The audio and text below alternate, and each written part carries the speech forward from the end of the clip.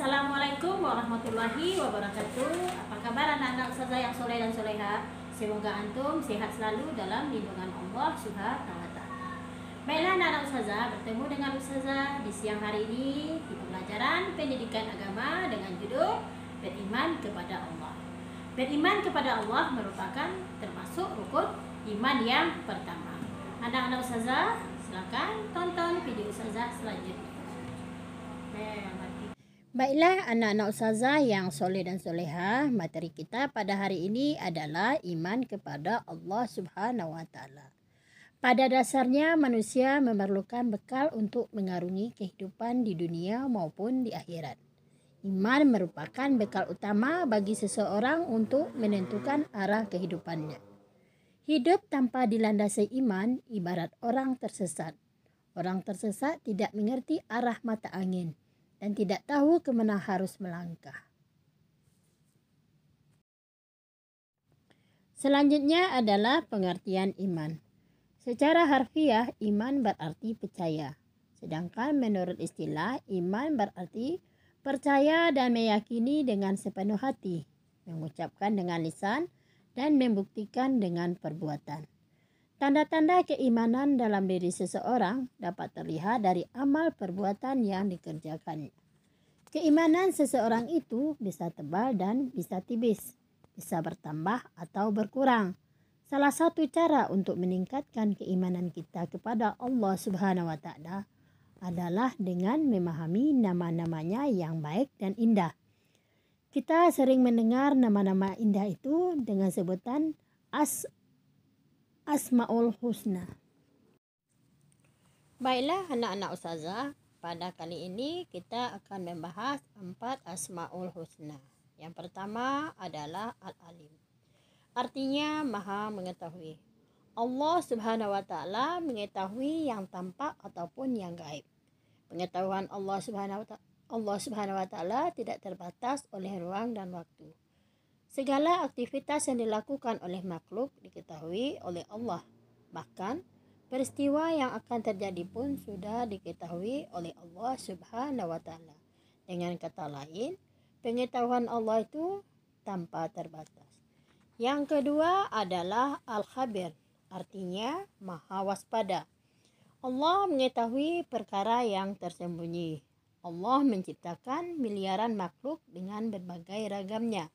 Semuanya diketahui oleh Allah dengan detail, penuh kecermatan dan kewaspadaan, baik secara lahir maupun batin. Tidak ada satupun ciptaan Allah Subhanahu wa taala yang salah sasaran.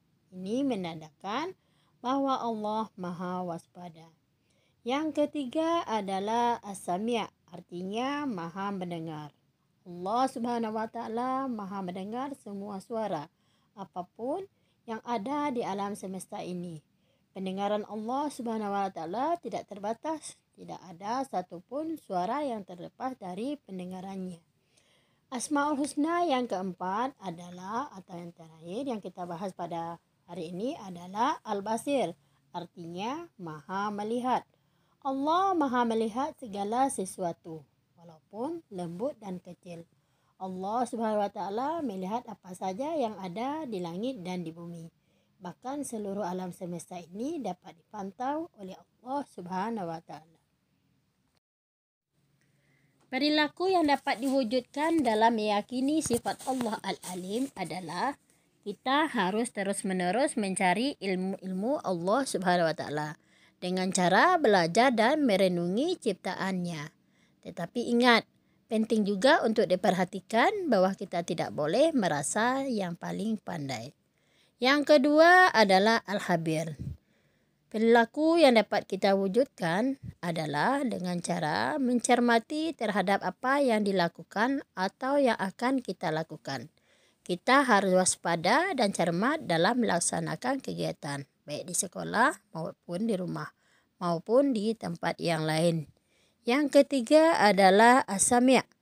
Perilaku yang mencerminkan keimanan kepada Allah Subhanahu wa taala yang memiliki sifat Maha Mendengar adalah kita harus berupaya agar segala yang kita ucapkan merupakan perkataan yang baik dan berguna karena kita meyakini bahwa Allah selalu mendengar segala yang kita ucapkan. Dan yang terakhir adalah Al-Basir.